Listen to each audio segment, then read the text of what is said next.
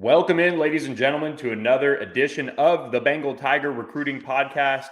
A breaking news edition of the podcast, though. Billy Embody, Shea Dixon, along with me for this one. 2023 linebacker Christian Brathwaite commits to LSU, flips from Baylor on Wednesday morning. Shea, we got to be honest with our listeners.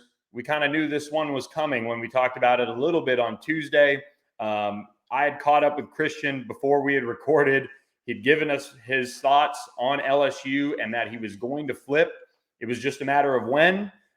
He told me anywhere from Tuesday to Thursday, and sure enough, Wednesday morning, he woke up and fired off that commitment tweet. The 2023 Cy Ranch linebacker adds to LSU's 2023 class, which is ranked fourth in the country by on 3, 6'1", 205-pounder. Sits as the number 38 overall linebacker in the country. And to kind of let people know, this is one that I think going into his visit for LSU Ole Miss, we had him on the radar without a doubt as somebody like we've got to catch up with. He's a Baylor commit, potential flip in the works. We didn't know that he had an offer. And he told us that after the fact. Yeah, I've had my offer. Out of respect for Baylor, I didn't post it. But once he was around LSU, saw Matt House's defense, he loved it. And he informed the Baylor staff that he was indeed going to flip and then fired off that commitment on Wednesday. Shea, this is one that, in terms of the positional need, LSU needed another linebacker in this class to go with Whit Weeks.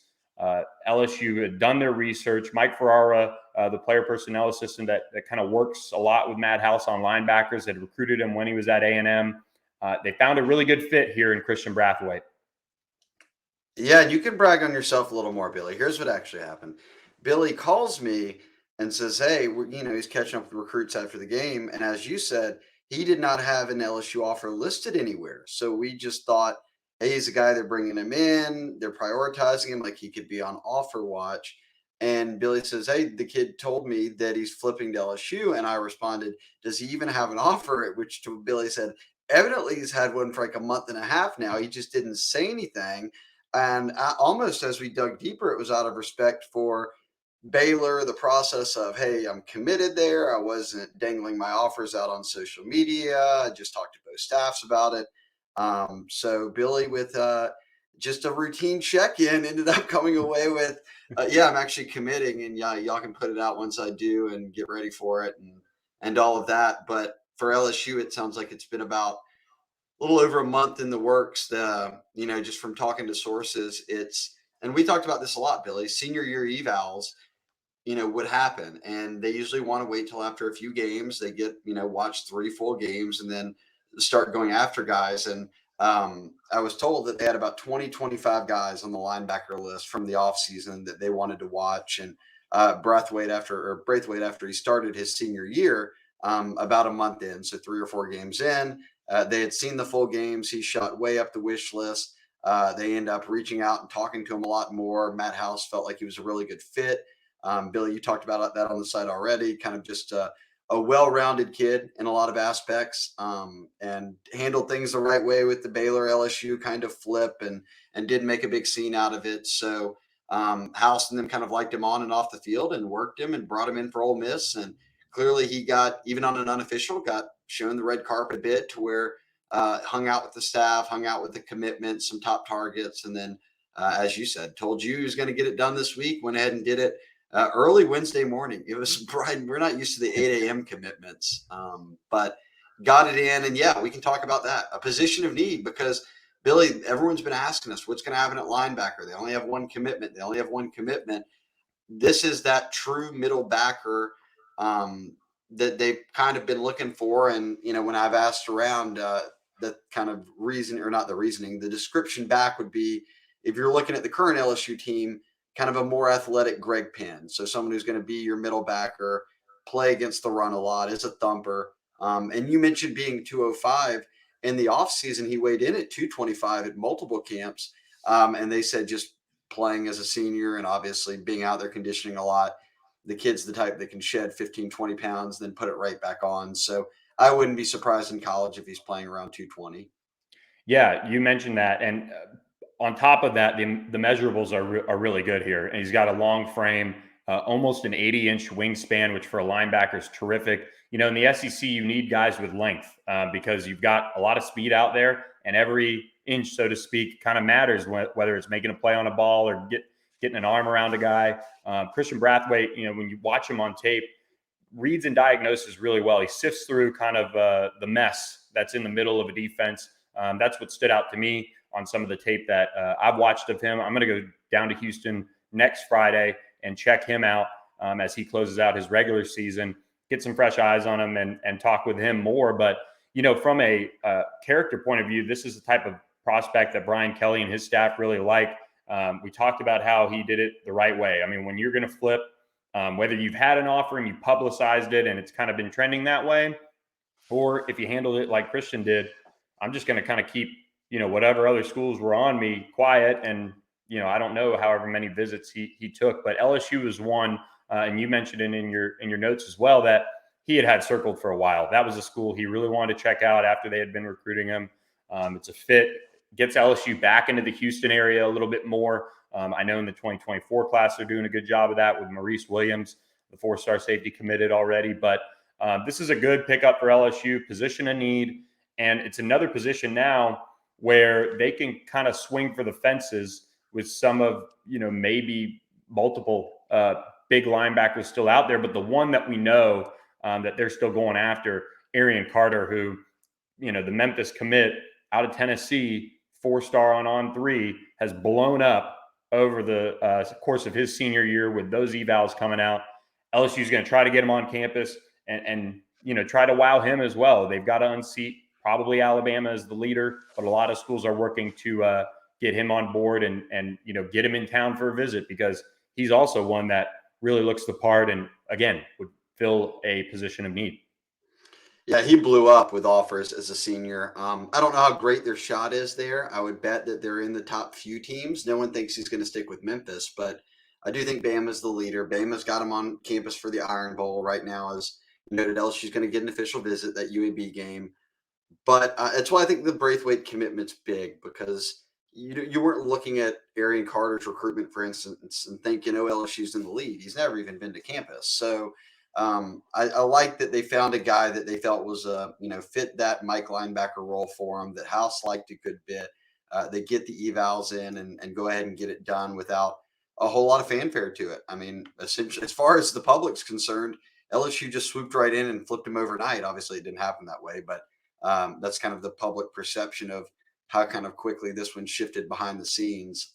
Now, 2 linebackers. We've said it, Billy, that Micah Baskerville's done, time at LSU is likely done after this year. I can't even keep track with guys who, now that you can have that COVID year and a 6th year and you can be a Yeah. super senior, like who's really going to take advantage of that? But we knew they had to build this linebacker room up. Like right now, they only go about 5 or 6 deep.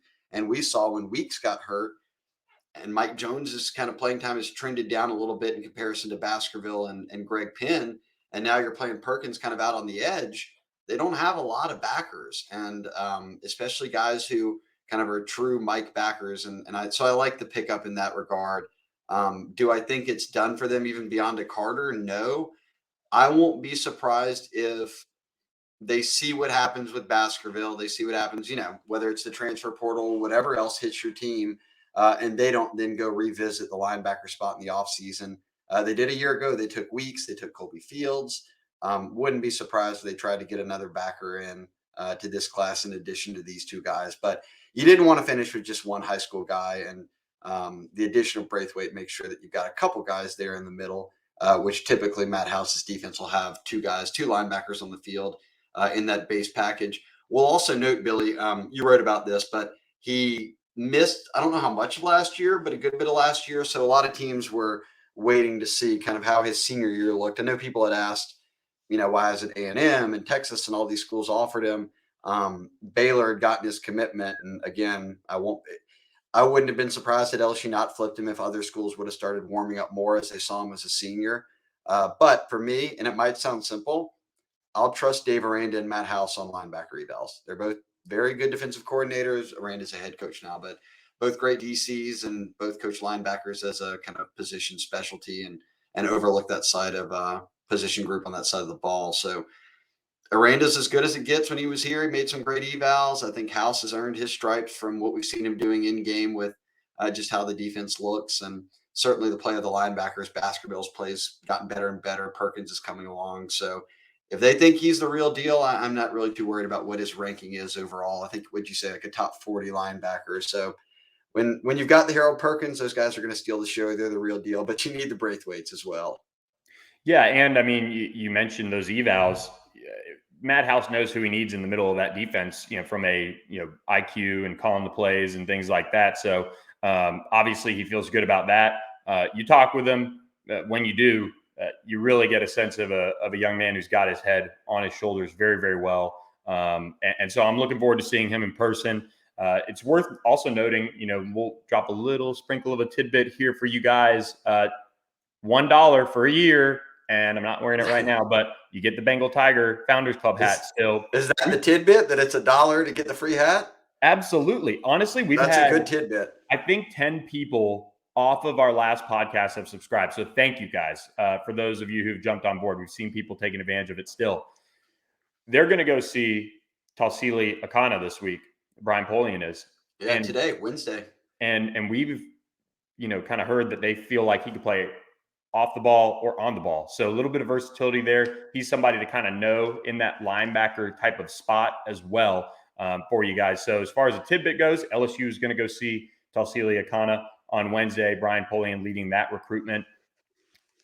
Please subscribe to the site. You'll get pretty much all the rest of the coaches' stops on the road during this bye week. There's plenty in terms of commits and targets, and look, they've got to keep recruiting these commits that they've got on board. So lots of tidbits, lots of reactions, and prospect updates to come on the site. Yeah, and you'll actually be out at the game of not just a current commitment, right, but also someone who we both think will be committed to LSU before signing day comes and goes. So good stuff to come this weekend. Yep, I'll be in Atlanta checking out LSU four-star defensive line commit Deron Reed on Thursday.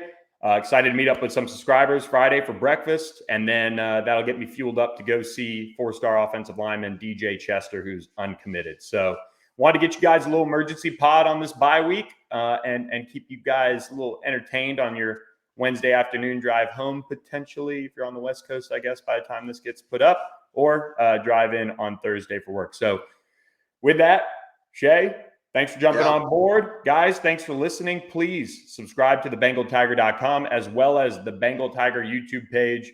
Keep sharing the podcast with all your friends if you like what you hear.